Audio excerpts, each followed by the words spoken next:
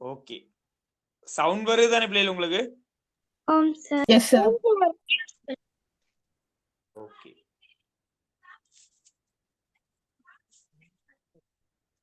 Okay, இப்போ பேசுற விஷயம் கேக்குமா இருக்கும்? அக்ஷயன் ஓகேவா? ஆம் சார். ஓகே. ஏதாவது ப்ராப்ளம்ண்டா கொஞ்சம் எனக்கு மெசேஜ் கொடுங்க. ஏண்டா நான் 2 டிவைஸ்ல ஜாயின் பண்ணிருக்கேன். 2 டிவைஸ்ல ஜாயின் பண்ணிருக்கிறேன். Good evening sir. Good evening. சவுண்ட்ஸ்ல ஏதோ ப்ராப்ளம் இருக்குதா? இருந்தா எனக்கு கொஞ்சம் மெசேஜ் கொடுத்து விடுங்க. ஏண்டா 2 டிவைஸ்ல ஜாயின் பண்ணிருக்கேன் ஒரே நேரம். ஓகே. சோ அக்ஷயன் கடைசியா நாங்க என்ன பார்த்தது? அந்த அட்டவணை சார். இல்லங்கல சார் நாம அண்மை பார்வை அந்த செய்மை பார்வை அது பார்த்தோம் சார். மனித கண்ணின் பகுதிகள் பார்த்துட்டு, பகுதிகளோட தொழில்கள் பார்த்துட்டு, பிறகு இரு வகையான வில்லைகள்ல நடைபெற ஒளி முறிவை பார்த்துட்டு, பிறகு நாங்க அண்மையில பார்க்க எங்கட கண் வில்லையில எவ்வாறு மாற்றம் நடக்கும், தொலைவில் பார்க்க வில்லையில் எவ்வாறு மாற்றம் நடக்கும் பார்த்துட்டோம் இல்லையா?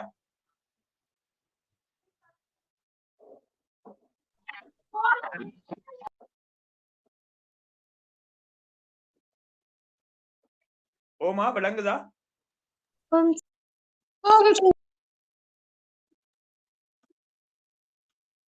சவுண்ட் கிளியரா? யாராவது பேசுங்க. Yes sir. ஓகே. சோ அடுத்து நாங்க இப்போ உங்களுக்கு ஸ்கிரீன்ல தெரியுற போட்டோ பாத்தீங்கன்னா அந்த கண் தொலைவை பாக்குது இல்லையா?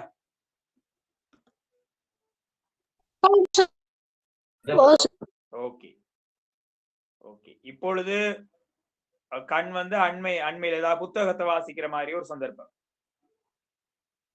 அப்போ இப்போ உங்களுக்கு ஸ்கிரீன்ல தெரிகிற விடயம் ரெண்டும் சேர்த்து போட்டிருக்கணும்டா. பாத்தீங்கன்னா இதுல பாருங்க பிளேன். இந்த இரண்டாவது படத்தை நாங்க பார்ப்போம்.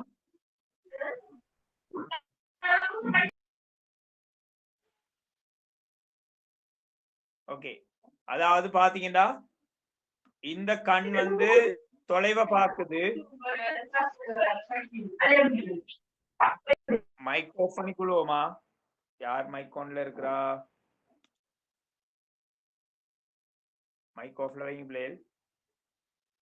ஓகே. சோ நீங்க பார்க்கலாம். இப்போ முதலாவது படம் பாத்தீங்கன்னா பிளேல் கண் தொலைவை பார்க்குது. கண் தொலைவை காண்கிறது இல்லையா? பாருங்க, ஒரு கண் தொலைவை காணும் போது பாத்தீங்கன்னா சமாந்தர ஒளிக்கதிர்கள் சேரும்.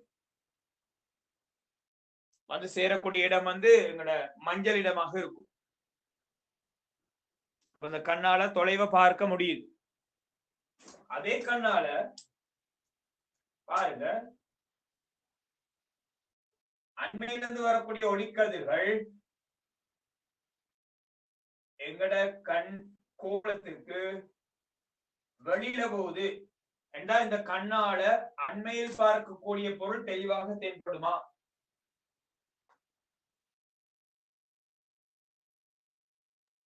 No sir. நோ. ஆகவே இந்த மாதிரியான கண் உடையவர்களுக்கு என்ன பார்வை குறைபாடு இருக்கும்?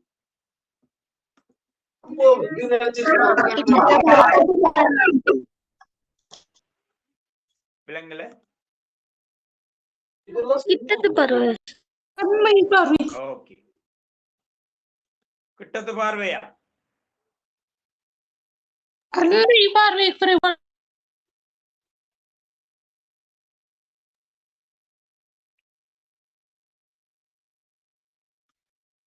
சாஜிதா, இந்த கண்ணுடையவருக்கு என்ன பார்வை குறைபாடு?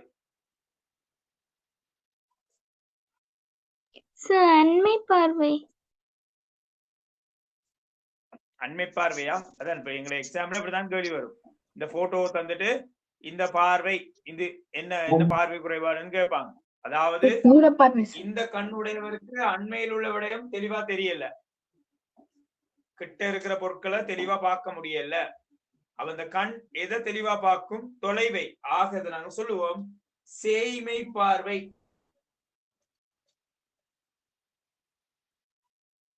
சேய்மை பார்வைண்டா என்ன அர்த்தம் கேட்டா, சேய்மை பார்வைண்டா தொலைவை காண முடியும், கிட்ட தெளிவா தெரியாது. தான் சேய்மை பார்வை. பார்த்துக்கொள்ளுங்க. சேய்மை பார்வைண்டா தூரப்பார்வை, சேய்மை பார்வைண்டா என்ன அர்த்தம்? தூர பார்க்க முடியும், கிட்ட பார்ப்பதுல கொஞ்சம் பிரச்சனை இருக்கு தான் அர்த்தம். என்னது நாங்க இப்படி படிச்ச கூடாது. சேய்மை பார்வை குறைபாடு அப்படிங்கிற அந்த வேர்ட்ஸ் பிழை. என்னது அப்படி என்றா எங்களுக்கு கருத்து பிழைச்சிரும். சில நேரம் இப்ப படிக்கக்குள்ள ஓகே, நீங்க இன்னும் கொஞ்ச நாள் போன பிற்பாடு ஒரு 3 மந்த்ஸுக்கு பிற்பாடு சேய்மை பார்வை குறைபாடுகளை வேண்டோன்னு நீங்க சொல்லக்கூடாது, சேய்மை பார்வை என்று சொல்லுங்க. சேய்மை பார்வை குறைபாடுங்கிற வார்த்தை பாவிக்காதீங்க. ஏன்னா எங்களுக்கு தமிழ் தவறா புரிஞ்சிடும். இப்படி சேய்மை பார்வை குறைபாடு என்றா எங்களுக்கு என்ன விளங்குது? சேய்மை தூரத்தை பாக்குறதுல பிரச்சனையோ அப்படின்னு விளங்கிடும். பிள்ளை கருத்து பிள்ளை. தெளிவா பார்த்துக் கொள்ளுங்க.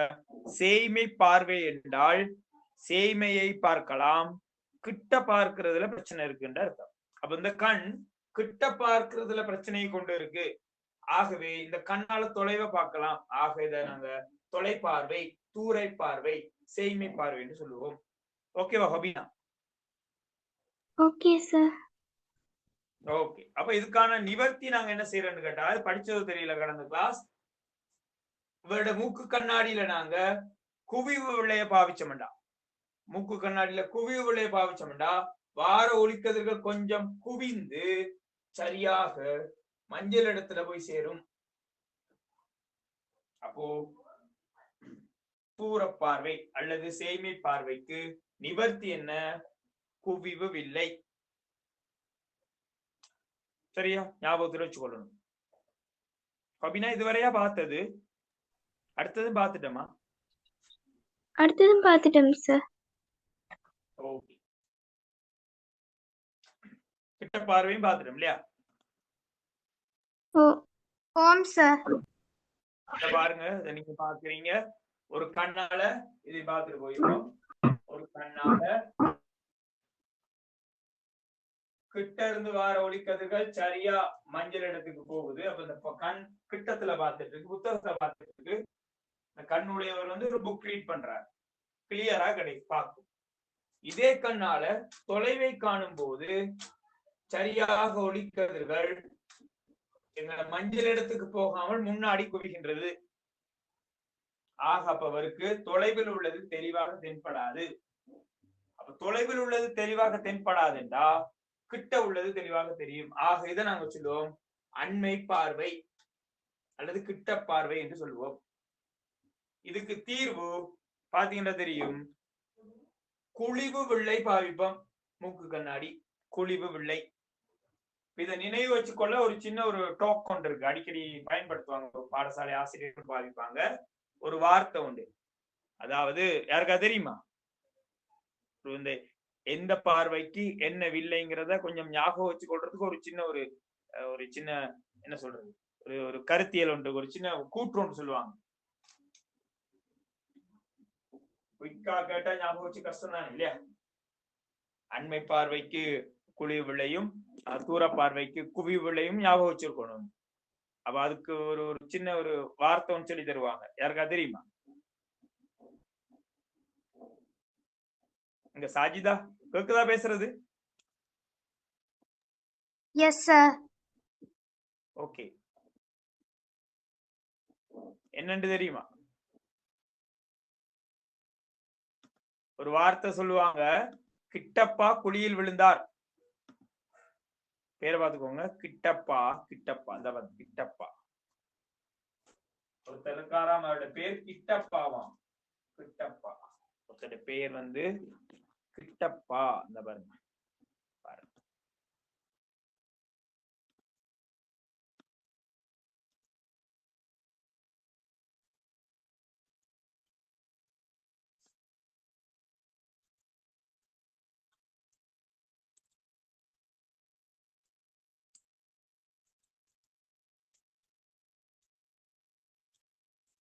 கிட்டப்பா என்ற ஒருத்தர் குழியில் விழுந்தார். இப்படி ஒரு வார்த்தை சொல்லி தருவாங்க. விழுந்தார். கிட்டப்பா குழியில் விழுந்தார் என்ன அர்த்தம்? கிட்டப்பா என்ற ஒருத்தர் போய் குழியில விழுந்துட்டாராம். கிட்டப்பா என்றா கிட்டப்பார்வை, அண்மை பார்வை, கிட்டப்பார்வை, அண்மை பார்வை எல்லாம் உண்டுதான். கிட்டப்பார்வை.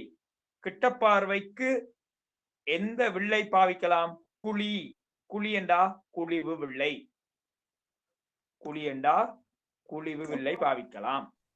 இதான் இந்த வார்த்தையோட மீனிங். கிட்டப்பார்வைக்கு குழிவு வில்லை என்றா தூரப்பார்வைக்கு குவிவு வில்லை. ஞாபகம் வச்சுக்கலாமா? கஷ்டமா இருக்குமா? என்ன மாதிரி? ஞாபகம் வச்சுக்கொள்ளலாம். ஓகே, அப்ப கொஞ்சம் பார்த்துக்கொள்ளுங்க. எங்க மத்த எல்லாரும் சத்தம் இல்லை. இன்னைக்கு கிளாஸ் இன்னைக்கு கொஞ்சம் குழம்பிட்டு போறேன்னா, ஆரம்பத்திலே நவாஃப் இருக்கிறார், ரஷ்மிதா இருக்கிறாங்க, அக்ஷயா, அப்சா, அக்ஷயன், ட்ரிங்கோ, அம்ஜாத், அம்ரிதா, ஐடின் அஹ்மத், டினோஷா, ஃபாரிக், ஹிக்மா, ஹிருஷாந்தன், ஹொபினா, வஸ்மிதன், லிதுரன், சாஜிதா, மைமுனா, முஃப்தி அஹ்மத், பிரணேஷ், பிரேம்குமார், இஷோகன், சஸ்மிகா, கார்த்திகேயன். ஓகே, இன்றைக்கு கொஞ்சம் கிளாஸ் நினைக்கிறேன் கொஞ்சம் ஏதோ நாங்களோட சிஸ்டத்துல இன்னைக்கு கொஞ்சம் ஏதோ எரர்னு நினைக்கிறேன். அதான் சவுண்ட் கொஞ்சம் குழப்பிட்டு. ஓகே, நாங்க இன்றைக்கு அடுத்ததுக்கு போவோம். இதுவரை பார்த்ததுல கடந்த கிளாஸ்ல இல்லையா? அப்படிதான்.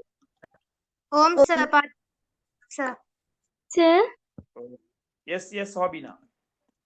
சரி, நான் போன கிளாஸ் கேட்ட டவுட்டுக்கு இன்னைக்கு ஆன்சர் சொல்றேன்னு சொன்னீங்க.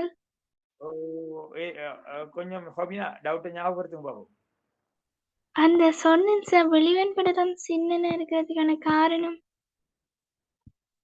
வெளிவன் படலம் சின்னதா இருக்குது. சின்னதா நீங்க சொல்லிருந்தீங்களே, சின்னதா இருக்கிறதா மெல்லியதா இருக்கிறதா? மெல்லிசு சார். வெளிவன் படலம் உங்களுக்கு தானே இந்த ப்ராப்ளம் சொன்னீங்க இல்லையா? Yes sir. ஓகே ஹோபினா, சாரி ஹோபினா, நான் மறந்துட்டேன். ஓகே, இன்றைக்கு கட்டாயம் இன்றைக்கு 8:15 கிளாஸ் ஆஃப் ஆகும். அதுக்கு இடையில சொல்லிடுறேன், சரியா? ஓகே, கட்டாயம். மறந்துட்டேன், கொஞ்சம் பிஸி ஷெட்யூலோட மறந்துட்டேன். ஓகே, சோ நாங்க அடுத்து பார்க்க போறது முக்கியமான ஒரு தலைப்பு வந்து இருவழி பார்வை அல்லது முப்பரிமாண பார்வை. இருவழி பார்வையும் முப்பரிமாண பார்வை. இருவழி பார்வை என்றா இரண்டு கண்களாலும் ஒரு இடத்தை பார்க்கக்கூடிய ஆற்றல். இரண்டு கண்களாலும் ஒரு பொருளை பார்க்கக்கூடியது இருவழி பார்வை எனப்படும். அழகா வாச்சிட்டார், பார்த்து இல்லையா? Okay, very good. இரண்டு கண்களாலும் ஒரு பிரதேசத்தை பார்க்கும் ஆற்றலை நாங்க இருவழி பார்வைன்னு சொல்லுவோம். நாங்க நல்லா இப்ப நீங்க செக் பண்ணி பார்க்கலாம். நீங்க இருக்கிற அவ்வளவு பேரும் நீங்க உங்களுக்கு முன்னாடி இருக்கிற டேப்பா இருக்கலாம், அல்லது உங்களுக்கு முன்னாடி இருக்கிற ஏதாவது ஒரு பொருளை பாத்தீங்கன்னா இப்படி பாருங்க. இப்படி இருந்து கொண்டு ஒரு கண்ணால இங்க இருக்கக்கூடிய ஒரு பொருளும் இன்னொரு கண்ணால இங்க இருக்கக்கூடிய பொருளை பார்க்க முடியுதான்னு ட்ரை பண்ணி பாருங்க. இரண்டு கண்களாலும் இரண்டு பொருட்களை பார்க்க முடியுதான்னு பாருங்க.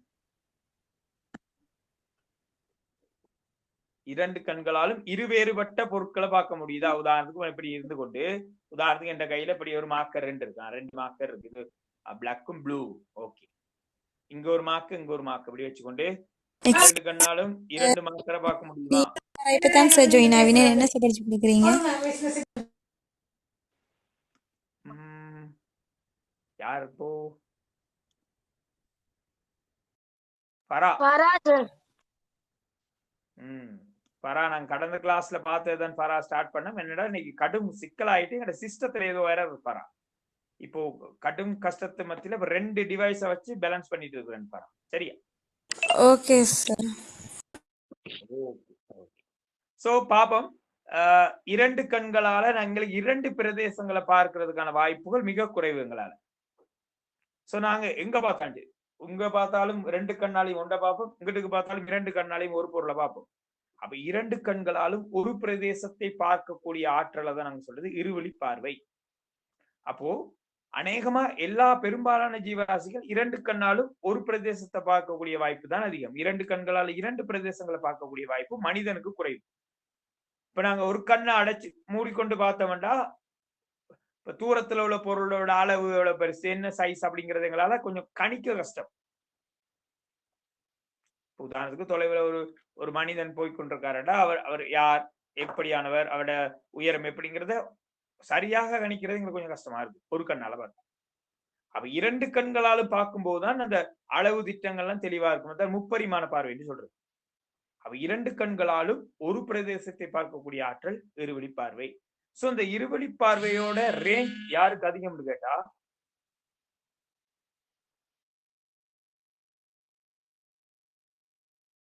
சரியா, இருவழி பார்வையின் ரேஞ்ச் யாருக்கு அதிகம்னு கேட்டா, கண்கள் எங்களோட தலையில கண்கள் முன்னாடி இருக்கக்கூடிய அங்கிகளுக்கு. அப்ப நீங்க கேட்பீங்க, எல்லா அங்கிகளுக்கும் கண் முன்னாடி தானே இருக்கு. நீங்க பாருங்க, உங்களோட வீட்டுல சில நேரம் குதிரையை வச்சுக்கோங்க, குதிரை ஒன்றுல கண் பாருங்க, இங்க ஒன்றும் இங்க ஒன்றும் இருக்கும். 2 கண்களும் தங்களோட தலையில சைட் வியூல இருக்கும், 2 பக்கம் இருக்கும். எல்லா அங்கிகளுக்கும் உட்புறமாக இருப்பதில்லை. இப்ப ஆந்தை பாத்தீங்கன்னா உட்புறமா இருக்கும் கண் 2 ஆந்தை. அப்ப இந்த முப்புறமாக இருக்கக்கூடிய அங்கிகளோட இருவழி பார்வையின் ஆற்றல் அதிகம். அப்படின்னா 2 கண்களாலும் ஒரு பிரதேசத்தை பார்க்கக்கூடிய ஆற்றல் மிக அதிகம். அப்ப இருவழி பார்வை அதிக வீச்சுடையதான மனிதன், குரங்கு வகைகள் எல்லாம் வரும். இதெல்லாமே குரங்கு வகைகள், வெவ்வேறு குரங்கு வகைகள். இங்க கடைசியா இருக்கிறது லோரிஸ் இல்லையா? இறுதியா தரப்பட்டிருக்கிறது என்ன?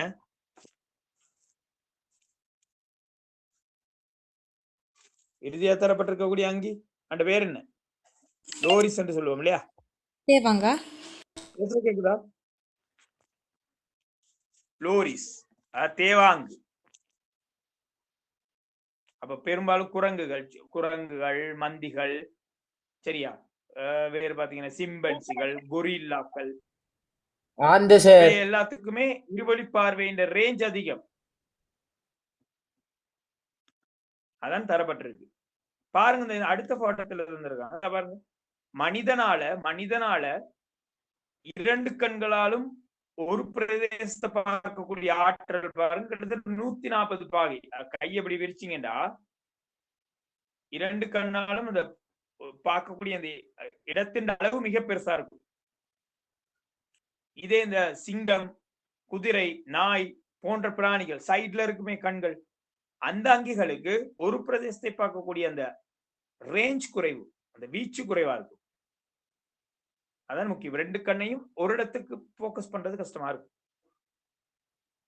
கொஞ்சம் ஞாபகத்தில் வச்சுக்கோங்க, அடிக்கடி கேள்வியில வாரது இது. இருவழி பார்வையின் வீச்சு அதிகம் மனிதனுக்கு, உட்பட குரங்குகளை ஞாபகம் கொள்ளுங்க. ஏனைய அங்கிகளுக்கு பெரும்பாலும் 2 பிரதேசங்களையும் 2 கண்களாலும் ஒரு பிரதேசத்தை பார்க்கக்கூடிய ஆற்றல் அந்த அளவு வீச்சு குறைவாக இருக்கும். இவ்வளவுதான் சாதாரணமாக மனித கண்ட பகுதிகளில் பார்க்கக்கூடிய விடயம். இனி நாங்க பார்க்க போறது மனித கண்ணில் இருக்கக்கூடிய நோய்கள் என்னென்னு நாங்க பார்க்கறது.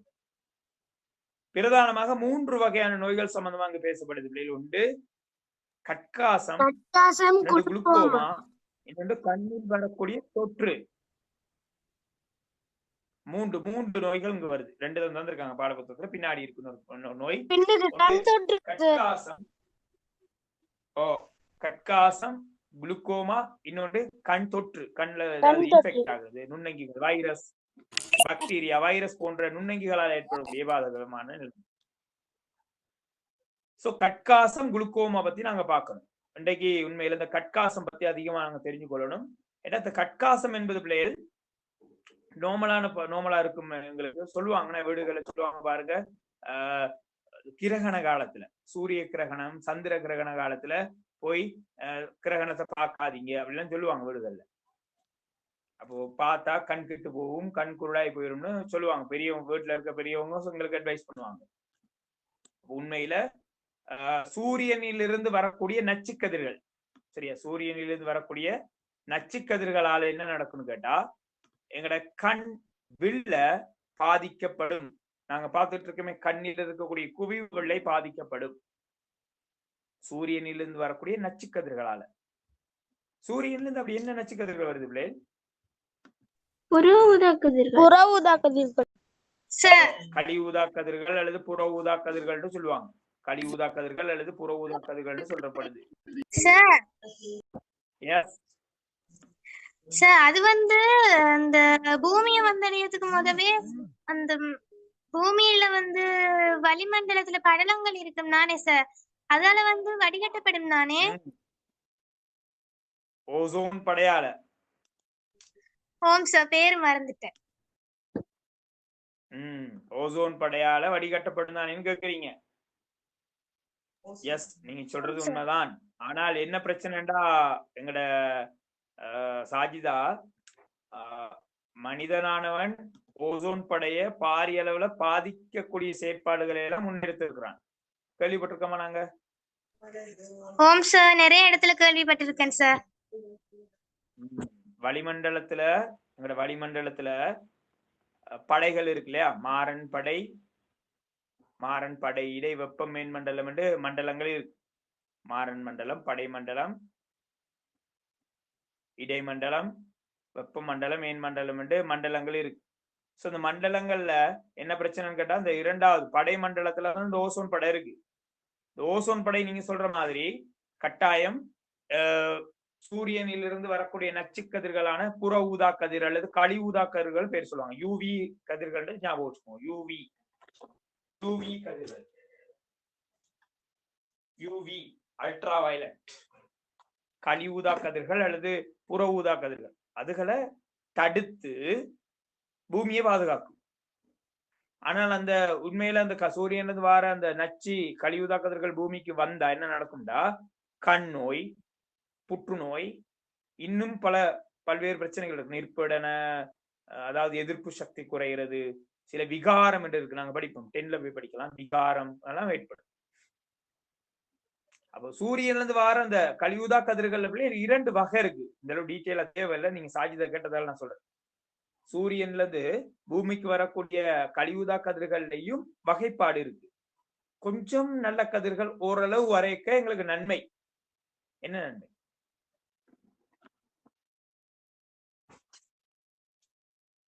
என்ன நன்மை? நாங்க பூமி, எங்களை சுத்தி ஓசோன் படை இருக்கு. சூரியன்ல வரக்கூடிய சில புற ஊதா கதிர்களால எங்களுக்கு நன்மை இருக்கு. என்ன நன்மை? வெப்பம், வெளிச்சம்.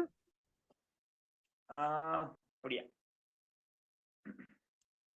விட்டமின் ஏ, சூரியனில் வரக்கூடிய புற ஊதா கதிர்களால கொஞ்சம் நன்மை இருக்கு. என்னன்னு கேட்டீங்கன்னா, விட்டமின் டி தொகுக்கப்படும். படிச்சிருக்கிறோம், எங்கட தோளால விட்டமின் டி தொகுக்கப்படும்.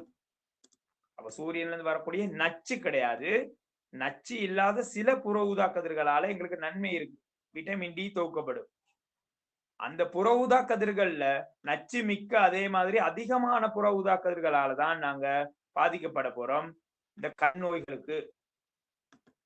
சரி, அப்படி இந்த சூரியன்ல இருந்து வரக்கூடிய அந்த கடுமையான கழிவுதா கதிர்கள் எப்போ அதிகமா வெளிப்படும் கேட்டா, இந்த கிரகண காலத்துல. அதான் சொல்ல வந்தேன். இப்போ மனிதனானவன் ஓசோன் படைய பாதிக்க செய்தால் நேரடியாக பூமிக்கு அந்த கதிர்கள் வரும். ஓசோன் படை என்ன செய்யும்? சூரியனில் வர கதிர்களை தடுத்து நல்ல கதிர்களை உள்ளுக்கு அனுப்பும். பட் மனிதன் என்ன செஞ்சிருக்காங்க? ஓசோன் படையை டேமேஜ் பண்ணிட்டான். அப்ப டேமேஜ் பண்ண நடக்கும் கழிவுதா கதிர்கள் நேரடியா பூமிக்கு வரும். அந்த கழிவுதா கதிர்கள் டைரக்டா வந்து எங்களோட உடம்புல, எங்களோட கண்ணுல, உடம்புல எல்லாம் படும். அவ்வாறு படும்போது எங்களோட கண்ல இருக்கக்கூடிய கண் வெள்ளையில இருக்கக்கூடிய ஒரு வகையான புரதம், சரியா, எங்களோட கண் வெள்ளை இருக்கு இல்லையா, கண் வெள்ளையில இருக்கக்கூடிய ஒரு வகையான புரதம் மாறலுக்கு உட்படும். சரியா, கண் வெள்ளையில இருக்கக்கூடிய ஒரு வகையான புரதம், சரி, கண்ணுக்குள்ள இருக்கக்கூடிய ஒரு புரதம் வந்து மாற்றத்துக்கு உட்படும். சோ அந்த மாற்றத்துக்கு உட்படுறதால எங்களுடைய கண் வெள்ளை பால் நிறம் போல மாற்றம் அடையும். இந்த பாருங்க, போட்டோல காட்டியிருக்காங்க, பாட புத்தகத்துல பாருங்க. இந்த கண் வெள்ளை ஒரு பால் நிறம் போல உட்படும். பால் நிறம் ஆயிட்டுதுண்டா அது கூடாக வெளிச்சம் போற அளவு பாதிக்கப்படும். எனக்கு சொல்லுங்க, கண் வெள்ளை ஒளிய புகவிடக்கூடிய பொருளா அல்லது புகவிடாத பொருளா? ஒளி புகவிடும் பொருள் சார். புகவிடும், ஊடு புகவிடும். எஸ். சோ இந்த கழிவுதா கதிர்கள் வந்து பாடுறதால எங்களோட கண் வெள்ளையில இருக்கக்கூடிய புரத மாற்றத்துக்கு உட்படுறதால எங்களோட வில்ல ஒரு வெள்ளை நிறமா மாறும். அது கூடாக போற ஒளியின் அளவு பாதிக்கப்படும். வெளிச்சத்தை புகவிடாத ஒரு பொருளாக மாறிக்கொண்டு வரும். ஆகவே எங்களுடைய பார்வை பாருங்க இந்த மாதிரி ஆயிரும், பிளட் ஆயிரும், மங்கலான ஒரு பார்வையா உருவாகும், மங்கலாக மாறும். ஆரம்பத்திலே நாங்க இதுக்காக ட்ரீட்மெண்ட்டுக்கு போனோம்டா மிக இலகுவான முறையில அழகான முறையில இதுண்ட மீண்டு கொள்ள முடியும். சரியா? இதுக்கான வைத்திய சிகிச்சைகள் இருக்கு. அந்த சிகிச்சைகளை நாங்க மேற்கொண்டு இந்த கட்காசத்துல இருந்து எங்களை பாதுகாத்துக் கொள்ள முடியும். அப்ப கட்காசம் ஏற்படுறதுக்கு காரணம் ஞாபகத்தை வச்சுக்கொள்ளுங்க, சாப்பாடோ வேறு பொருட்களோ கிடையாது. சூரியனிலிருந்து வரக்கூடிய நச்சு கதிர்கள், புற ஊதா கதிர்கள். அந்த கதிர்கள் படுறதால எங்களோட வில்லை ஆக்குற புரதம் நார்களாக மாற்றமடையும். சோ அந்த நார்களாக மாறுறதால வெள்ளை பால் நிறம் போல வெள்ளையா மாறும். சோ அது கூட போற வெளிச்சம் குறையும். எனவே பார்வை மங்களடையும். பார்க்க மங்களா இருக்கும். இங்க வந்து போட்டோ சரி பார்க்க அந்த போட்டோ பாருங்க, இப்படி இருக்கும். அப்ப அப்படி இருந்தா என்ன தெரியும்? ஒண்ணு தெரியாது. இது கட்காசம். இது ஒரு கண்ணில் வரக்கூடிய ஒரு நோய். இது தொற்று நோய் அல்ல. இது சூரியனிலிருந்து வர நச்சுக்கதிர்களால ஏற்படுது. அதனாலதான் இந்த கிரகண காலத்துல பாத்தீங்கன்னா நோமலா இருக்கிற காலத்தை விட, நோமலான இப்ப இன்றைய காலத்தை விட கிரகண காலத்துல சூரியனிலிருந்து வரக்கூடிய கழிவுதா கதிர்களோட அளவு மிக மிக அதிகம். அதனாலதான் கிரகணத்தை நேரடியாக வெறுங்கனால பார்க்க வேணும்னு சொன்னாங்க. அடுத்த நோய் பாத்தீங்கன்னா எங்கட குளுக்கோமா. இதுவும் இன்றைக்கு நிறைய பேருக்கு இருக்கு. நோமலா வரக்கூடிய வாய்ப்பு மிக்க ஒரு நோய். கட்டாயம் நீங்க தெரிஞ்சு கொள்ளணும். குளுக்கோமோட நிலைமையை பாருங்க. இந்த போட்டோ பாத்தீங்கன்னா தெரியும். பாருங்க, இந்த போட்டோ பாருங்க. போட்டோ பாத்தீங்கன்னா தெரியும் குளுக்கோமா பேஷண்ட் நிலைமை. இந்த கட்காசத்தை விட இது ரொம்ப டேஞ்சர். சரியாக இனங்காணப்படாட்டி கண் குருடாயிரும், பார்வை போயிடும், திருப்பி பெற முடியாது. இந்த குளுக்கோமாங்கிற நிலைமைய சரியா இனங்கண்டு ட்ரீட்மெண்ட்டுக்கு எடுக்காட்டி கண் முழுக்க போய் ரிவர்ஸ் பண்ண இயலாது. கண்ணை வந்து எங்களுக்கு திருப்பி பெற முடியாது. பாருங்க, அழகா இருக்கு, இது நல்லா இருக்கு பார்வை, ஒன்றும் பிரச்சனை கிளியரான நல்ல ஒரு பார்வை. பாருங்க அப்படியே இந்த பி போட்டோல பாருங்க, இந்த ஓரம் டார்க் பிளேட் ஆயிருக்கு பாருங்க. இந்த ஓரம் மட்டும் இருட்டாயிருக்கு, ஒரு வட்டமான ஷேப்ல வருது, வட்டமா வருது. ஓ, இந்த வட்டமா வருது. இது முதலாவது ஸ்டேஜ். அப்போ பாக்குறோம், ஒரு உருவம் பாக்குறோம், உருவம் தெரியுது, ஓரம் முழுக்க ஒரு டார்க்கா இருக்குதுண்டா, ஓகே ரெடி ஆயிக்க வேண்டியதான். பிறகு ரெண்டாவது ஸ்டேஜ் பாருங்க, தெளிவா இருக்கும், ஒரு ரவுண்டா தெரியும், சுத்தி முழுக்க மறைக்கப்பட்ட மாதிரி இருக்கு. அப்படியே ரவுண்ட் என்ன செய்யும், குறைஞ்சு கொண்டே வரும், பார்வை அப்படியே பறி போறதுக்கான ஆயத்த நிலைமை. இது குளுக்கோமா. இந்த குளுக்கோமாங்கிறது யாருக்கு பாதிப்பு கூடிய ஒரு நோய் என்று கேட்டா, சுகர் பேஷண்ட்க்கு, நீரிழிவு நோயாளிகளுக்கு ஏற்படக்கூடிய ஒரு நிலைமை. சரியா? இது உண்மையில சொல்லுவாங்க ஐ பிரஷர் என்று சொல்லுவாங்க. கண்ணில் உள்ள பிரஷர், கண்ணில் உள்ள அமுக்கம், கண்ணுக்குள்ள இருக்கிற பிரஷர் என்று சொல்லுவாங்க. சரியா? கண்ணுக்குள்ள இருக்கிற பிரஷர்னால வாரது என்று சொல்லுவாங்க. அப்போ இது ஏன்னு கேட்டீங்கன்னா, ஒரு சின்ன கண்ணை வரையுது. Excuse me sir. கண் சொல்லுங்க சார். இரவு நேரத்தோட இக்க வேண்டி பள்ளி வாயில் கொஞ்சம் போகணும் சார். நான் கிளாஸ்ல இருந்து லெஃப்ட் ஆகவா சார்? ஓ பரவாயில்ல பரவாயில்ல, நீங்க போங்க. நான் உங்களுக்கான இது ரெக்கார்ட்ஸ்கள் வழங்கப்படும். அதால டோன்ட் வரி, நீங்க அடுத்த கிளாஸ்ல வந்து கேளுங்க. இன்னைக்கு கொஞ்சம் எல்லாருக்கும் கொஞ்சம் சிரமமா ஆரம்பத்துல கிளாஸ். நீங்க உங்களோட கடமைகள்ல நீங்க கவனம் செலுத்துங்க. அடுத்த கிளாஸ்ல கட்டாயங்கள். எஸ் சார், ஜஹீனம் தொழுகத்துக்கு போகணும், போவா? ஓம் ஓம் ஓம் ஓம் ஓம் ஓம். Thank you sir. ஓகே ஓகே, ரெக்கார்டிங்க போட்டுருங்க சார். உங்களுக்கு ரெக்கார்டிங்ஸ் கிடைக்கும், ரெக்கார்டிங்ஸ் பெற்றுக்கோங்க. சந்தேகங்களை கேளுங்க, எடுத்து நோட் பண்ணிக்கோங்க. அடுத்த கிளாஸ்ல கேளுங்க, நான் விளங்கப்படுது. சரி, okay sir, thank you sir. Okay okay, பாருங்க இதுல என்னன்னு பாத்துருவோம். மனிதனுடைய கண்ணை பொறுத்தவரையில உங்களுக்கு தெரியும், இந்த இடத்துல ஒரு திரவம் காணப்படுது. என்னது?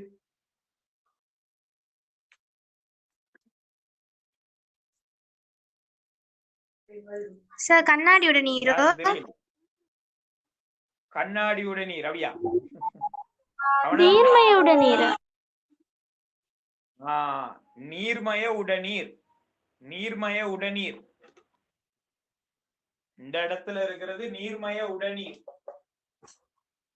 இது வெளிவெண் படலம். இது கதிராளி. இந்த கதிராளி நீர் வெளிவெண் படலத்துக்கு இடையில சின்ன சின்ன துளைகள், சின்ன சின்ன கான்கள் காணப்படுது. சின்ன சின்ன கான்கள் இருக்கு. உதாரணமா இப்போ இந்த இடத்துல உமிழ்நீர் சுரப்பி 2 இருக்கு. அக்ஷயன் ஏதோ டவுட்டா? கேளுங்க அக்ஷயன். அக்ஷயன்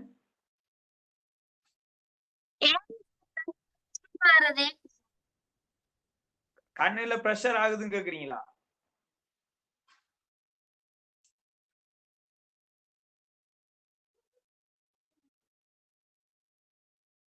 அக்ஷயன் கேளுங்க அக்ஷயன்.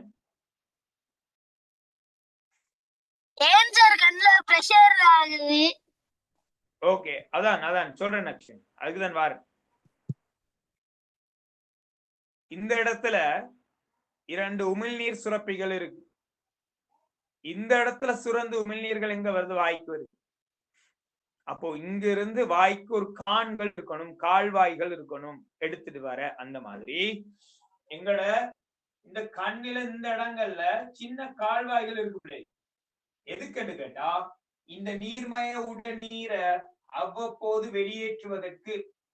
அதாவது எங்கட உடம்புல பாத்தீங்கன்னா இருக்கக்கூடிய அந்த திரவங்கள் எல்லாம் டெய்லி மாறிக்கொண்டே இருக்கும். உதாரணத்துக்கு இந்த ஃபிஷ் டேங்க் வச்சிருக்கீங்களா? யாராவது மீன் தாங்கிகள் வீடுகள் வச்சிருக்கீங்களா?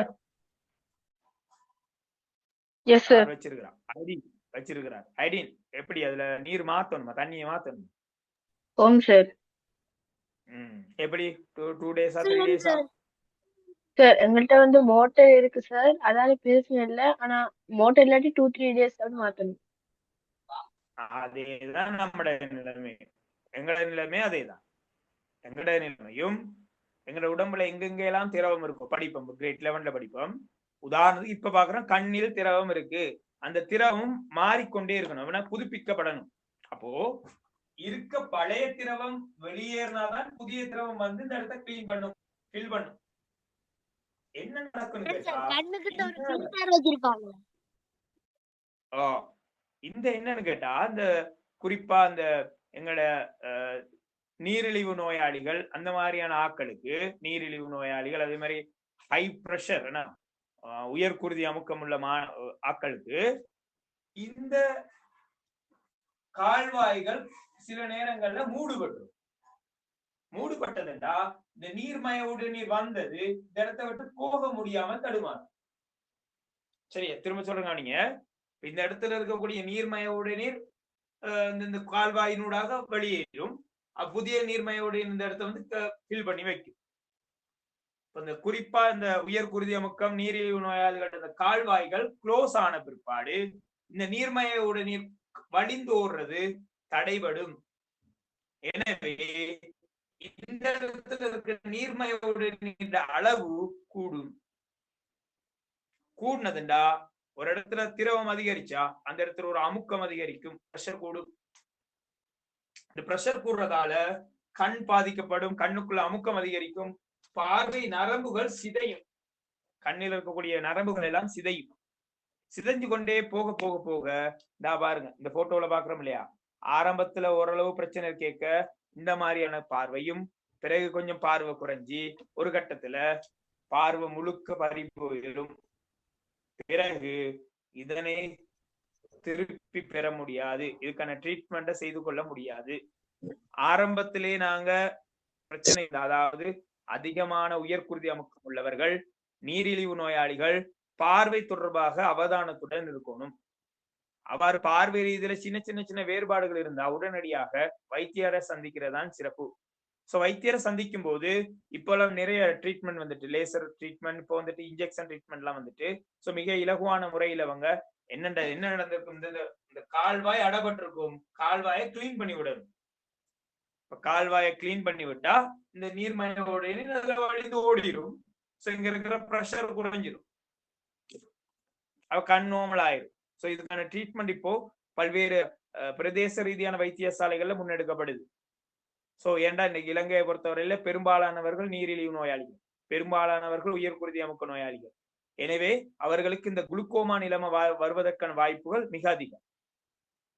எனவேதான் இதன் ஆரம்பத்திலே கண்டுபிடிச்சு நாங்க வைத்திய ஆலோசனை பெறுவது மிக சிறப்பானதாக இருக்கும். சோ இதுல நீங்க விளங்கிக் கொள்ள வேண்டிய விஷயம் இவ்வளவுதான். எஸ் சார், அந்த கட்காசத்தால பாதிக்கப்பட்ட ஒரு ஆள்கிட்ட வந்து இறுதி கட்டத்துக்கு போயிட்டார் சார். அந்த சர்ஜரி பண்ணி தான் அதை வந்து அந்த நோயை வந்து இல்லாம ஆக்கணுமா சார்? என்னடா வில்லையில ப்ராப்ளம் தானே சாஜிதா? கண் வெள்ளையில உள்ள புரதம் மாற்றமடையதால நார்த்தன்மையாக மாறுறதால அந்த வில்லை வந்து வெளிச்சத்தை புகவிடுற தன்மை மாறும், குறையும். சோ அப்ப வெள்ளையின் புகவிடுற தன்மை அதிகரிக்கணும். அதுக்கான ட்ரீட்மெண்ட் வழங்கப்படும் Sajida. Okay sir, thank you. Right. அதே மாதிரி இந்த குளுக்கோமா நிலைமையை நீங்க பார்த்துக்கொள்ளுங்க. குளுக்கோமா நிலைமையும் நீர்மயோட நீர் வழிந்தோடுவது தடைப்படுகின்றது. பாத்துக்கோங்க, இந்த நீர்மயோட நீர் வழிந்தோடுவது தடைபடுகின்றது. ஏன் தடைபடுகின்றது? அந்த கால்வாய்கள் அடைபடுகின்றது. யாருக்கு அந்த கால்வாய்கள் அடைபடக்கூடிய வாய்ப்பு கூடண்டா? நீரிழிவு நோயாளிகளுக்கும் குருதி அமுக்கம் உள்ளவர்களுக்கும். சோ தடைபடுறதால கண்ணுக்குள்ள இருக்கக்கூடிய அமுக்கம் அதிகரிக்குது. எனவே பார்வை நரம்பு சிதைகின்றது. சிதைறதால அவருடைய பார்வை படிப்படியாக குறைஞ்சி ஒரு கட்டத்துல ரிவர்ஸ் பண்ண முடியாத வகையில பாதிக்கப்படுது. இதான் குளுக்கோமா நிலைமை. சோ இது ரெண்டுமே தொற்றாத நோய்கள், ஒரு ஆள்கிட்ட இன்னொரு ஆளுக்கு வராது, கவனமாக இருக்க வேண்டிய நோய்கள். சோ அடுத்த மூன்றாவது நோய் கண் தொற்று. நான் நினைக்கிறேன் இது நல்ல உங்களுக்கு அனுபவம் இருக்கும். பலருக்கு இது அடிக்கடி வந்து போகும். கண் தொற்று, கண்ணில் அநேகமா வைரஸ் தான் இது. வைரஸ் தொற்று ஏற்படுறதுனா கண் முழுக்க சிவந்துரும், கண் கொஞ்சம் அரிக்கும், கண் திறக்க முடியாது, எரிச்சல் இருக்கும். ஒரு ஆளோட கண்ணு இன்னொரு ஆள் பார்த்தா அவருக்கு தொற்றுதல் அடையும். அனுபவம் இருக்கா?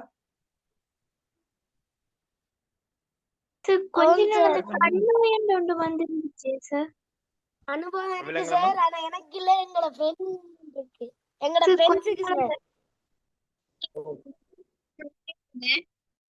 ஃப்ரெண்ட்ஸுக்கு அனுபவம் எல்லாம் போட்டுட்டு வருவாங்க. எங்களுக்கு மிகப்பெரிய அனுபவம் இருக்குது. 2012 நினைக்கிறேன். எஸ் 12 போல. நாங்க கல்லூரிகள் இருக்கிற நேரம், காலேஜில் இருக்கிற நேரம் ஒரு ஆள் கொண்டு வந்தார் இந்த நோயை. நாங்க டோம்ல இருக்கிறது அந்த நேரம், எங்களுடைய ஹாஸ்டல்ஸ்ல இருக்கிறது. கிட்டத்தட்ட இருந்தோம் 70 பேர் பாய்ஸ், ஜென்ஸ், சார்மாருக. ஒருத்தர் கொண்டு வந்தார், 70 பேருக்கும் லீவ். ஒரு கட்டத்துல காலேஜ் 1 வீக் மூடிட்டாங்க, 10 நாள் லீவ் விட்டுட்டாங்க. எல்லாம் போங்கடா வீட்டுக்கு. காலேஜ் எல்லாம் முழுக்க பரவி காலேஜுக்கு லீவ் விட்டு நாங்க வீட்டுக்கு வந்து வீட்டு ஆக்களுக்கும் பரவி அப்படி ஒரு மிகப்பெரிய ஒரு சம்பவம் நடந்தது. இந்த நோய் கண்ணுல வைரஸ். ஆனால் இதுக்கு மிக இலவான ட்ரீட்மெண்ட் இருக்கு. வைத்தியரை நாண்டா ஐட்ரோப்ஸ் தருவாரு. அந்த ஐட்ரோப்ஸை நாங்க போட்டோம்னா 2 டேஸ்ல கிளீன் ஆயிரும். ஆனால் உண்மையில இதையும் நாங்க கவனத்தில் எடுக்கணும். இந்த வைரஸ் தொட்டு தானே ஏனோ தானோண்டு இருக்கக்கூடாது. கண் சிவக்கும், கண் இந்த பீழன்னு சொல்லுவாங்களே, பீழ வரும், சைடெல்லாம் பீழ வந்துடும், கண் திறக்கலா, சில நேரம் அப்படி ஒட்டிக்கொள்ளும், அப்படியெல்லாம் நடக்கும். கண் எரியும், கட்டாயம் எரிச்சல் இருக்கும். சோ அப்படியான விஷயங்கள் கண் தொற்றுதால ஏற்படக்கூடிய ஒரு விளைவாக இருக்கும். சோ இவ்வாறு எங்களுடைய கண் மிக முக்கியமான உறுப்பு. எங்களுக்கு கண்ணோட வெளிவு எங்களுக்கு தெரியாது. எங்களுக்கு எங்களுடைய கண்ணின் மகிமை தெரியாது. சரியா? அப்ப கண்ணின் மகிமை எங்களுக்கு தெரியாண்டா, கண் எங்களுக்கு இருக்கிறதால எங்களுக்கு அதை பத்தி கவலை இல்லை. உண்மையில கண்ணை நாங்க ரொம்ப கவனமா பாதுகாக்கணும். அதான் கடும் வெளிச்சத்தை நேரடியா பார்க்க கூடாது. குறிப்பா சூரியனை டைரக்டா பார்க்க கூடாது. வெல்டிங் செய்யற இடத்துல டைரக்டா அந்த வெளிச்சத்தை பார்க்க கூடாது. சில நேரங்கள்ல நீங்கள் கூட எதிர்காலங்கள்ல சின்ன சின்ன வெல்டிங் செய்யக்கூடிய சில தொழில்நுட்பங்களை வீடுகளை செய்வீங்க. அந்த நேரம் பாதுகாப்புடன் செயற்படணும். கண்ணுக்கு பாதுகாப்பு கண்ணாடி அணிஞ்சு கொண்டு வேலை செய்யணும், விளையாட்டில். அதே மாதிரி கிரகணத்தை டைரக்டா பார்க்க கூடாதுன்னு ஆல்ரெடி சொல்லியிருக்கிறோம். ஒரு ஆள்ட மூக்கு கண்ணாடிய நாங்க அணியக்கூடாது. அது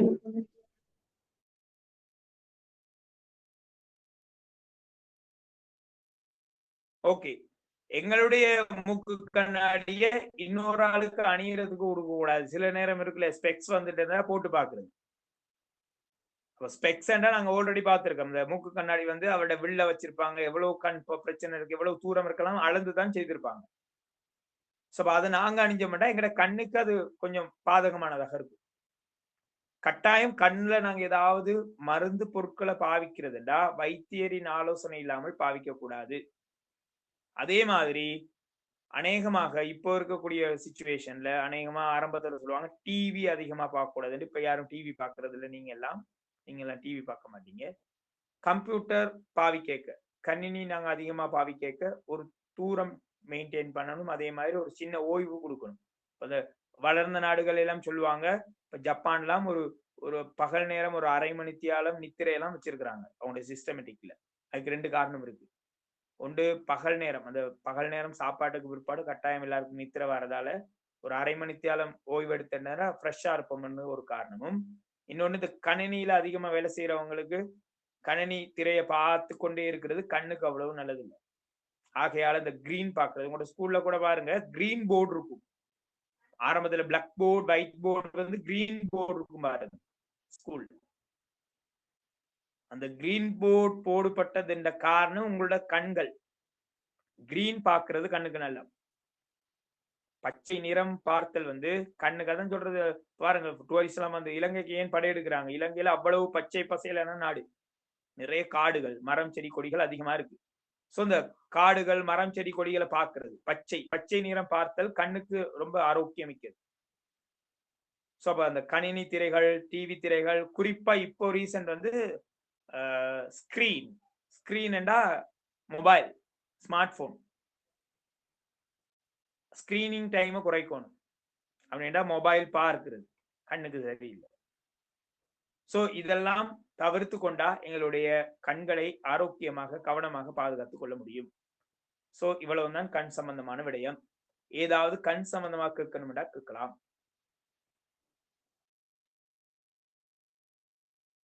அப்போ இதெல்லாம் உங்களோட நாலேஜுக்காக, உங்களுடைய வாழ்க்கைக்காக வழங்கப்பட்ட தகவல்கள். சோ கட்டாயம் நான் இதுல அடுத்த ஒரு விடயம் உங்களுக்கு சொல்லணும். எங்கட எக்ஸாமுக்கு எந்த அடிப்படையில இருக்கலாம் என்றா, நீங்க மாகாண பேப்பரை எதிர்கொள்வீங்க. கிரேட் 9ல இருக்கிறீங்க. நீங்க கிரேட் 9ல இருக்க ஃபர்ஸ்ட் டேர்ம்ல இந்த பாடப்பரப்பு கேள்வியில இருக்கும், செகண்ட் டேர்ம்ல பாடப்பரப்புல இருக்கும், தேர்ட் டேர்ம்லயும் இந்த கொஸ்டின்ஸ் இருக்கும், உங்களோட மாகாண பேப்பர்ல இருக்கும். அங்கிட்டுக்கு 10-11ல பெரும்பாலும் இந்த பாடப்பரப்பு மிக குறைவாகத்தான் இருக்கும். எங்களோட கண் காது பகுதிகள்ல அதிகமான கேள்விகள் கேட்கப்படுறது குறைவு. 10-11ல கண்டினியூ ஆகிறது ரொம்ப குறைவு. ஆனால் உங்களோட எக்ஸாமுக்கு எப்படி கேள்விகள் இருக்கலாம்னு கேட்டா, யூனிட் எக்ஸாம் நாங்க செய்வோம் அடுத்த கிளாஸ்ல. கண்ணின் பகுதிகள் குறித்தல் பிரச்சனை இருக்கு இல்லையா? நீர்மய உடனீரா கண்ணாடி உடனீராங்கிற டவுட் இப்ப வந்தது நிறைய பேருக்கு. ஆக கண்ணின் பகுதிகளை சரியா குறிச்சு பழகுங்க. அழகா சின்ன ஒரு படத்துல வரைஞ்சு குறிச்சு உடைய வீட்டுல வச்சு கொள்ளுங்க. சார் யூனிட் 1ல வந்து நீங்க பேப்பர் போட்டிருந்தீங்க தானே சார்? அது செஞ்சேன். எப்போ சாஜிதா நான் ஒரு நாள் கிளாஸ் எடுக்காத. சாஜிதா பேசி முடிங்க. நோ சார், அத எப்போ கரெக்ஷன் பண்றதுன்னு தான் சார் சொல்ல வந்தேன், கேட்க வந்தேன். ஓகே சாஜிதா, நான் மறந்துட்டேன் சாஜிதா. ஒரு நாள் நான் வெள்ளிக்கிழமை கிளாஸ் எடுக்கல, லாஸ்ட் மந்த்ல இல்லையா, ஜனவரியில. ஓம் சார். அன்றைக்கு தான் அந்த பேப்பர் போடப்பட்டது. ஓம் சார். ஓகே, இப்ப சாஜிதா நான் என்ன செய்வேன்னு கேட்டா, இப்போ நோன்பு காலம் தானே சாஜிதா, எங்களோட டைமும் ஒரு 15 மினிட்ஸ் ரிடியூஸ் பண்ணிருக்கிறாங்க. 7ல இருந்து 8:15 வரைக்கும் தான் எங்களோட கிளாஸஸ் ஷெட்யூல் பண்ணப்பட்டிருக்கு. சோ நம்ம என்ன செய்வோம்னு கேட்டா, அந்த பேப்பரை எல்லாரும் செய்து வைங்க, வைத்துக் கொள்ளுங்க. இந்த யூனிட்டும் முடிச்சுட்டு இதுக்கும் யூனிட் எக்ஸாம போட்டு விடுறேன். சோ நாங்க இந்த நோன்பு காலத்துல முடிஞ்ச அளவுல சிலபஸை ஓவரால் கவர் பண்ணி கொண்டு போறத வழியை பார்ப்போம் ஓரளவுக்கு. ஏன்டா இந்த பாடம் முடிச்சதுடா அடுத்த பாடம் மிக முக்கியமான பாடம். நான் அடிக்கடி சொல்றது முதலாவது பாடம் நுண்ணங்கியல் இருக்கே, அது மிக மிக மிக முக்கியமான பாடம். உங்களோட 11 வரைக்கும் தேவைப்படுற ஒரு பாடம். இந்த பாடமும் முக்கியமான பாடம் தான். பட் 10, 11 இந்த பாடத்தின் தாக்கம் குறைவா இருக்கும். அடுத்த பாடம் இருக்கு சடப்பொருட்கள் பாடம், மிக முக்கியமான பாடம். 10, 11க்கு மிக முக்கியமான அடிப்படையான பாடம். நல்லா டீட்டெயிலா படிப்பிக்கும். இந்த 3 பாடத்துக்கு மிகப்பெரிய டைம் ஒன்று எடுக்கும் சாட்சி. அங்கிட்டுக்கு பாருங்க, 4வது பாடம் விசை என்ற ஒரு பாடம் இருக்கு. 10ல மிக முக்கியமான பாடம். ஆனால் ஒரு கிளாஸ் போதும், ஒரே ஒரு நாள்ல முடிச்சு விடுறாங்க இந்த பாடம். அடுத்த பாடம் இருக்கு அமுக்கம் என்ற ஒரு பாடம் இருக்கு. அது கிரேட் 10ல மிக முக்கியமான பாடம். அது ஒரு 2 கிளாஸ்ல முடிக்கலாம். அங்கிட்டுக்கு இருக்கு உங்களுடைய இதயம் குருதி சுற்றோட்ட தொகுதி, 11ல இருக்கிற மிகப்பெரிய பாடம். ஆனா அந்த ஸ்டாண்டர்டுக்கு 9க்கு படிப்பிக்கலாம். அது ஒரு 3 கிளாஸ்ல முடிக்கலாம். எதிர்பார்க்கிறோம் முதலாம் தவணை எக்ஸாம் உங்களுக்கு நிறைய பெற்றால் அதுக்கிடையில இவ்வளவு 6 பாடம் படிப்பிக்கணும். சிலபஸ் பிள்ளைங்கள்ல 3ஆம் மாதம் 25ஆம் தேதி முதலாம் தவணை எக்ஸாம் சார். மார்ச் 25ஆ? ஓம் சார், டைம் டேபிளும் வந்துச்சு. ஓகேமா, மார்ச் 25 1 மினிட் இருங்க பாப்போம். மார்ச் 25 1 2 3 இன்னும் ஒரு 3 கிளாஸ் இருக்கும் போல இல்லையா? 3 ஓஹோ 4 5 கிளாஸ் இருக்கும் இல்லையா எங்கட ஹபினா? ஓம் சார். எங்கட சக்சஸ்ல நம்ம 5 கிளாஸ் இருக்கும். 5 கிளாஸ் என்றா காது ஒரு நாள்ல முடிச்சோம்டா, சடப்பொருட்களுக்கு 2 நாள் 3 நாள் மேக்ஸிமம். ஆனால் ஹாபினா என்ன மாதிரி ஸ்கூல்ல எந்த யூனிட் போயிட்டு இருக்காங்க நார்மலா? சார் ஸ்கூல்ல நாங்க இப்ப 2ஆம் பாடம் முடிக்க போறோம் சார். ஓகே, ஹாபினா இப்ப உங்களுக்கு லீவ் தானே? ஓ ஓகே, பரவாயில்ல. நாங்க மேக்ஸிமம் ட்ரை பண்ணுவோம். ஆனால் 6 பாடங்கள் உள்ளடங்கணும் முதல்ல நம்ம பரீட்சையில. சில நேரங்கள்ல உங்களோட பரீட்சை ஸ்கூல்ல நடக்கிற சிலபஸ் அடிப்படையில பரீட்சையில சில பாடங்களை தவிர்க்க வாய்ப்பு இருக்குதானே இல்லையா? ஓம் சார், ஹைலி. ஓகே, நாங்க ட்ரை பண்ணுவோம், மேக்ஸிமம் ட்ரை பண்ணுவோம். ஆனால் இப்படிதான் அங்கிட்டுக்கு வார பாடங்கள் எல்லாம் ரொம்ப முக்கியமான பாடங்கள் என்றபடியால நல்ல டீட்டெயிலா படிப்பிக்கும். அவ்வளவுதான். ஏண்டா எனக்கு கிரேட் 9 ஃபர்ஸ்ட் டேர்ம் எக்ஸாம் மட்டும் என்னுடைய ஃபோக்கஸ் கிடையாது. என்னுடைய பார்வை வந்து முதலாம் அந்த இதை படிப்பிக்கும் 9க்காக மட்டும் நான் யோசிக்கிறது. நான் 10, 11 பத்தி யோசிச்சு தான் படிப்பிக்கிறது 9. அதனால கட்டாயம் தேவை. ஓகே, சோ வருவோம். இந்த பாடத்துல கண்ணின் பகுதி குறிச்சு பழகி கொள்ளுங்க. குறிப்பா ஒவ்வொரு பகுதியின் தொழில்களை சுருக்கமாக எழுதி படிச்சு கொள்ளுங்க. நாங்க அப்படித்தான் செஞ்சோம். பிறகு இந்த விடயம் முக்கியம், தன்னமைவு என்று படிச்சிருக்கோம் நாங்க. தன்னமைவு அதாவது பார்க்கிற தொலைவிற்கேற்ற வகையில கண் வில்லையில் ஏற்படுற மாற்றம். அப்போ வளைவு குறைந்ததுண்டா தொலைவை பார்ப்பதாக அர்த்தம். படிச்சிருப்போம் நினைக்கிறேன். வளைவு அதிகம்டா அண்மையை பார்ப்பதாக அர்த்தம். பிறகு இந்த கதிர்படங்கள் மிக முக்கியம். இந்த கண் தொலைவை பார்க்குது, இந்த கண் அண்மையை பார்க்குது. பாருங்க, மஞ்சள் இடத்துல போகுது. மஞ்சள் இடத்துல இருக்க 2 வகையான களங்கள், கோள் களங்கள், கூம்பு களங்கள். அடுத்த விடயம் பார்வை குறைபாடு, அண்மை பார்வை, தூரப்பார்வை, அதுக்கான கதிர்படங்களும் நிவர்த்தி முறைகளும். அடுத்து இருவழி பார்வை. இருவழி பார்வை என்றால் என்ன? 2 கண்களாலும் ஒரு பிரதேசத்தை பார்க்கக்கூடிய ஆற்றல். இது அதிகம் முப்புறமாக கண் இருக்கக்கூடிய அங்கிகள் என்ற ஞாபகம் வச்சுக்கொண்டா சரி. அடுத்து கண் நோய்கள், குளுக்கோமாவும் கட்காசமும் அதன் காரண காரியங்கள் தெரிஞ்சு கொண்டீங்கன்னா அநேகமா கண் சார்ந்த கேள்விகளுக்கு விடையளிக்க முடியும். அடுத்து வாரம் எங்களுடைய காது. சரி, காதை இன்னைக்கு இன்ட்ரடியூஸ் பண்ணிடுறேன், ஈஸியா இருக்கும். ஓகே, எங்களோட காது. உண்மையில எங்களோட காது இப்படிதான் இருக்கானுங்கிறது யாரும் ஏற்றுக்கொள்ள மாட்டீங்க. எங்களுக்கு தெரியும் இதுதானே காது என்று தெரியும். வெளியில காது இருக்கு, ஒரு காது தான் காது என்று காதுக்குள்ள ஏதோ துளை கொண்டு போறதுக்காக நாங்க பார்ப்போம். ஆனால் எங்களுடைய காது பிள்ளைகள் 3 பகுதிகளை கொண்டது. புறச்செவி, அதான் இந்த சொல்லுவாங்க பாம்புக்கு காது இல்லைன்னு சொல்லுவாங்க இல்லையா? அப்படி ஒரு கதை சொல்லுவாங்க. அப்படி ஒரு கதை சொல்லுவாங்க, பாம்புக்கு காது இல்ல காது அப்படின்னு சொல்லுவாங்க இல்லையா? சரி, ஓகே, பாம்புக்கு காது இல்லைன்னு சொல்லுவாங்க. அப்படி இல்லை, பாம்புக்கு காது இருக்கு, என்ன இந்த புறக்காது இல்லை, அவ்வளவுதான். இந்த வெளியில உள்ளது இல்லாதாலும் காது இல்லைன்னு என்ன சொல்றாங்க. ஓகே, பாப்போம். சோ காதை பொறுத்தவரை மனிதனுடைய காது 3 பாகங்களை கொண்டது பிள்ளை. ஒன்று வெளியில இருக்க புறச்செவி, வெளி புறக்காதுன்னு சொல்லலாம். உள்ளுக்குள்ள பாத்தீங்கன்னா நடுச்செவி இருக்கு, அதுக்குள்ள உட்செவி. 3 பகுதிகளை கொண்டது. மனிதனுடைய காது 3 பகுதிகளை கொண்டது: புறச்செவி, நடுச்செவி, உட்செவி.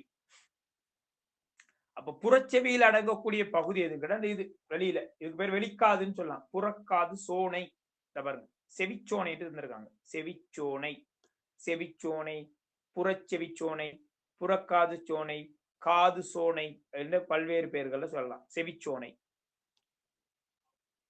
இது. இதுல வேலை உண்டு, பெருசா ஒரு வேலையும் இல்ல. இது பாருங்க, கிட்டத்தட்ட ஸ்பீக்கர் மாதிரி இருக்கும்.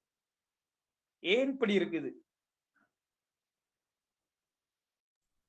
சார் அந்த ஒலியிட வந்து அதிர்வலைகளை வந்து தொகுத்து அந்த புறச்செவி கால்வாய் மூலமாக செவிப்பறை மென்சவுக்கு அனுப்புறதுக்கு. ஓகே, இப்ப சாஜிதா பேசிக்கொண்டிருந்த அந்த பேசின தகவல்கள்லாம் அப்படியே வழியினூடாக, காற்றினூடாக வந்தது. இப்ப சாஜிதா பேசின சத்தம் அப்படியே காற்றினூடாக வந்து என்னுடைய காதுக்குள்ள போனது. அப்ப அந்த சத்தம் எல்லாத்தையும் அப்படியே போக்கஸ் பண்ணணும், அவ்வளத்தையும் எடுக்கணுங்கிறது தான் இது வேலை. அதான் இப்படி இருக்கு பாருங்க, இப்படி அகண்டு இருக்கு, அகண்டு இருக்குதுண்ட அதிகமான சத்தத்தை அப்படி அவ்வளத்தையும் எடுத்துக்கொள்ளணும். அதான் இந்த வேலை, வேற ஒன்றும் இல்லை. இந்த செவிச்சோனையோட வேலை ஒளி அலைகளை, சவுண்ட் ஒளி அலைகளை உள்வாங்குதல். அந்த செவிச்சோனை தாண்டி உள்ளுக்குள்ள போனா பாருங்க, ஒரு துளை ஒன்று இருக்கு, அது ஒரு துளை உள்ளுக்குள்ள போகும். அதை சொல்றது கால்வாய், புறச்செவி கால்வாய். ஒரு கால்வாய் உள்ளுக்குள்ள ஒரு அப்படி போகுது, ஒரு ஹோல் போகுது. அப்ப என்ன கதை, வார ஒளி அலைகள் எல்லாம் இந்த செவிச்சோனை கடந்து இந்த துளைக்கூடாக போகும், உள்ளுக்குள்ள போகும். புறச்செவி கால்வாயில வேலை ஒளி அலைகளை உள்ள கொண்டு செல்லல். பட் அங்க போய் சேர்ற இடம் தான் முக்கியம் இல்லை. அந்த உள்ளுக்குள்ள போனா இந்த செவி கால்வாய் போய் சேர்ற இடத்துல ஒரு ரபான் இருக்கும், மென்சவு ஒன்று இருக்கும். இந்த வார ஒளி அலைகள் போய் அந்த மென்சவுல பட்டவுடன் அந்த மென்சவு அதிரும். உள்ளுக்குள்ள ரபான் வீடியோ ஒன்று காட்டுறேன், விளங்கப்படுத்துறேன் லைட்டா. அவ சவுண்ட் போய் பட்டவுடன் அதிரும், உள்ளுக்குள்ள ரபான் உண்டு. செவிப்பறை மென்சவு பெயர். அதான் சொல்லுவாங்க, காதுக்குள்ள எதுவும் போடாதீங்க, பேனைய போடாதீங்க, இந்த பின் இருக்கு இல்லையா, சட்டை பின், அதை போடாதீங்க. அப்ப எது போடலாம் சாஜிதா?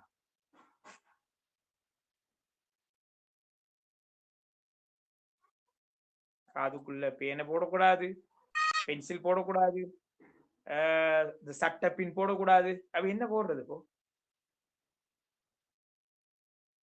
பாப்போம். எங்க ஹோபினா சத்தம் இல்ல. இயர்பட் போடுவாங்க சார். ஓகே, அதுவும் போடக்கூடாது சார். தண்ணி மாதிரியான ஒரு லிக்விட் வந்து அந்த காதுக்குள்ள ஊத்துவாங்களே, யார் ஊத்துவா அப்படி சாஜிதா? டாக்டர். ஓகே, அப்ப ட்ரீட்மெண்ட்டுக்கு அவர் கொடுப்பாரு. நாங்க எங்க காதுக்குள்ள எதையும் போட தேவையில்லை. நிறைய பேர் சொல்லுவாங்க காதுக்குள்ள நிறைய அசுத்தங்கள் காணுவது, டேட்டியா இருக்கு, குட்டஞ்சு எடுக்கணும். கிடையாது. இன்றைக்கு மருத்துவ உலகம் சொல்லக்கூடிய ஒரு விடயம், டாக்டர்ஸ் கூடுதலா சொல்றது, காதை நீங்க கிளீன் பண்ண தேவையில்லை, அது ஆட்டோமேட்டிக்கலா அது கிளீன் ஆகிக்கொள்ளும். இன்னொன்று, உள்ளுக்குள்ள ஏதோ ஒரு மஞ்சள் நிறம் அப்படி எப்படி எடுத்துப்பீங்களே, அது அசுத்தம் அல்ல, டேர்ட்டி அல்ல, அது வெக்ஸ், ஒரு மெழுகு, காதுக்குள்ள இருக்கிற மெழுகு. அது காதுக்கு தேவை. காதுக்குள்ள ஏதாவது பூச்சி பிராணிகள் போனா அதை வெளியேற்றதுக்கு அது உதவும். ஸோ நீங்க அதை போட்டு குடைய 2 இந்த இயபட்டை உள்ளுக்குள்ள போட்டு தச்சேலா. ஓகே, கொஞ்சம் கஷ்டமாக இருந்தா கொஞ்சமா சின்ன அளவுக்கு ஒரு சின்ன இச்சிங் மாதிரி இருந்தா நீங்க சின்ன அளவுல கிளீன் பண்ணி கொள்ளுங்க. கிளீன் பண்ணுங்கன்ற ஒரு வார்த்தை சொல்லக்கூடாது, நான் சின்ன அளவுல மாற்றம் செஞ்சு கொள்ளுங்க. ஆனால் இயபட்டெல்லாம் போட்டு தச்சேலா போய் இந்த செவிப்பறை மென்சவு பட்டு கிழிஞ்சதுண்டா, கிழிஞ்சதுதான். அதுக்கு பிறகு காது கேட்காது. ஏண்டா, போற சத்தம் போய் படுற இடம் இந்த செவிப்பறை மென்சவு, அதுல பட்டால் தான் அங்களுக்கு கேட்கும். சரியா? செவிப்பறை மென்சவு. இருங்க வாரம் பெருசா கூட்டுறேன்.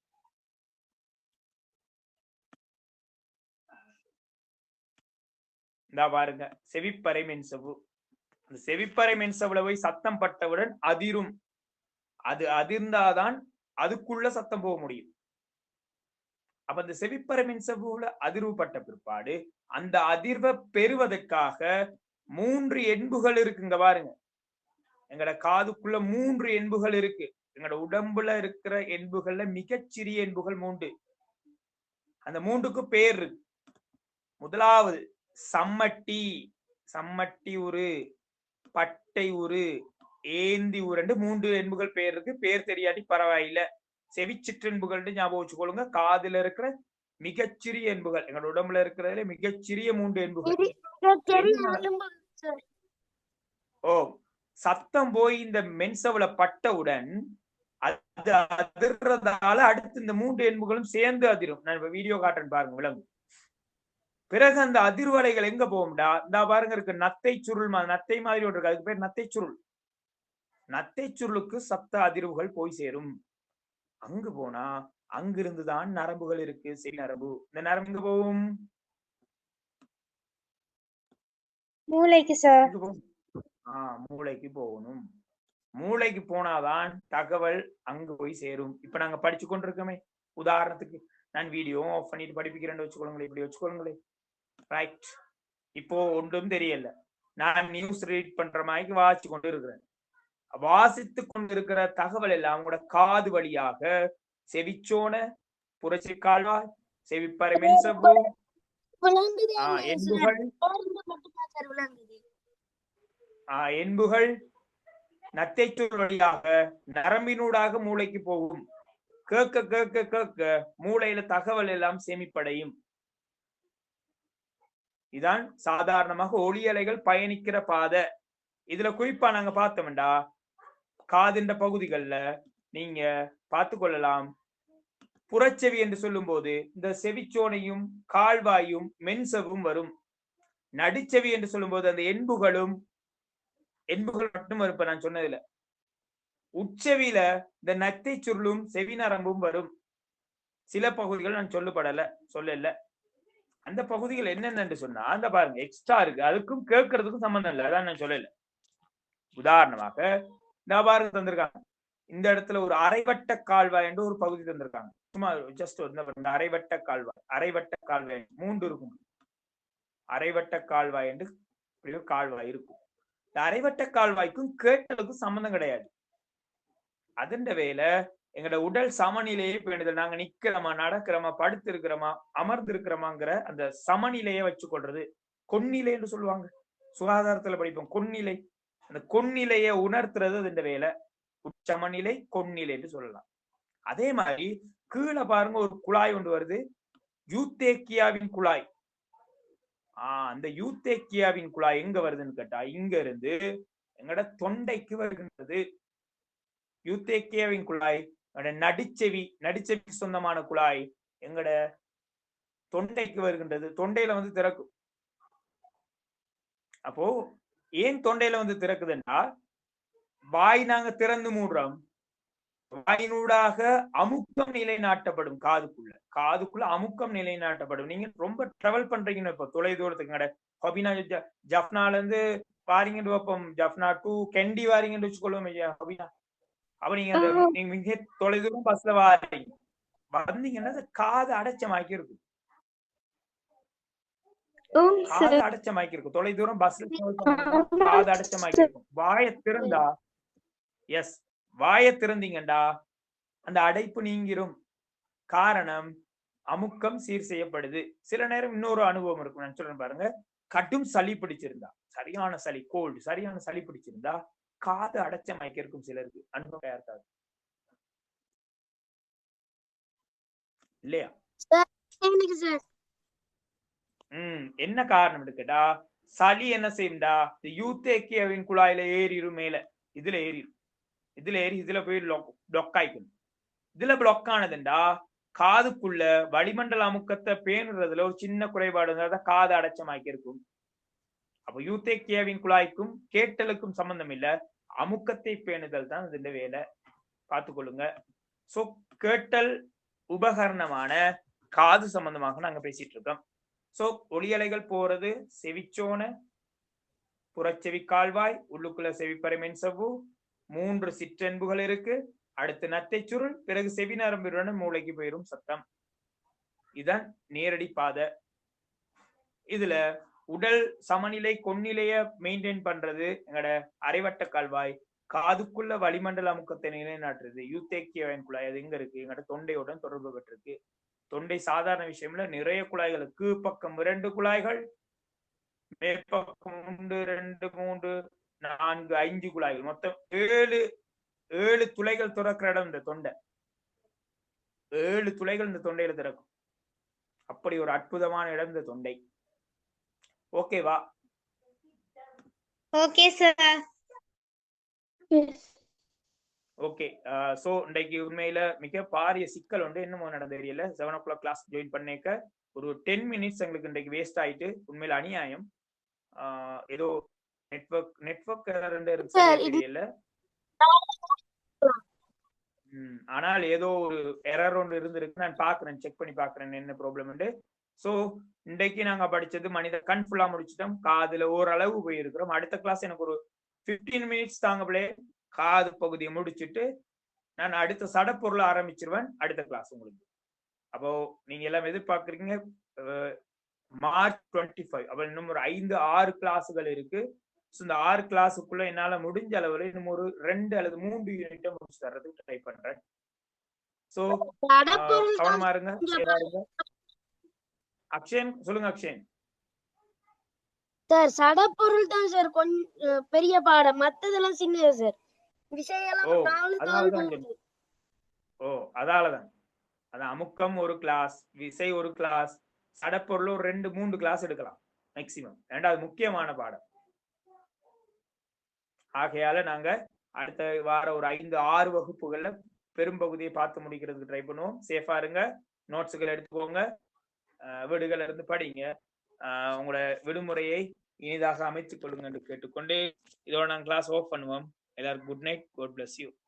Good night sir. Thank you sir. Bye sir. Okay, good night. Bye sir. Thank you sir. Good night.